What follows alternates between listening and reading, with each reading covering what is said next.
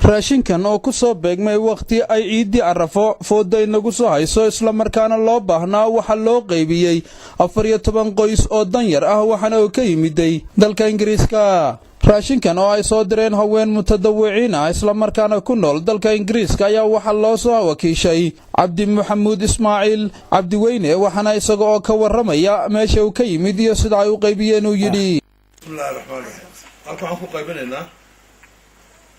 lacagtii ay soo direen dumar isku xaafada Soomaali ka kooban oo kala ah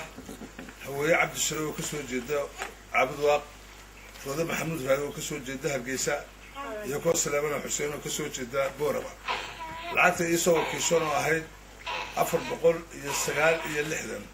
waxa soo siiyay raashinka aad arkaysaa. waxaan u qaybinayaa dadkii mudnaa in la siiyo oo duruufaha ka jira waddanka ay saameeyeen iyagoo markii hore loo yooday lacagtan inay soo gaarsiiyaan dadkii abaaruhu ay ku dhaceen xagga xeebaha dib u dhaca yimidna uu keenay dadkii Boorama deganaa laftooda u baahnaa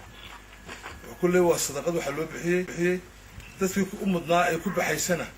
anoo ka wakiilo dumarka xaafadda deganaa Soomaaliyeed anoo ka wakiilana ugu qaybiyo halka marka dadkii mudnaana waa kuwan alaabtiina oo ka 14 qoys bay gaadhay lacagtii oo ah raashin bariis sonkor daqiiq iyo saliid oo si isleeg qofna qof waxba looga dheeraysiin si uu gaaraysan u gaarsiinay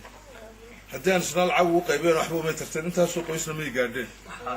marka waxaan rajaynayaa inuu Ilaahay ka jazaaisiyo dadkana ay wax u tarto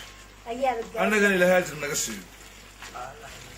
sidaas oo kale ayaa dadka danyarta ah ee raashinkan la gaarsiiyay ayaguna kama hadnaqeen waxana hadaladoodii kamid ahaa عبديو hablaha soo diray waa Allah ka ajirsiin ajir hada siiyo laba gabi ahaanteen inoo soo yahay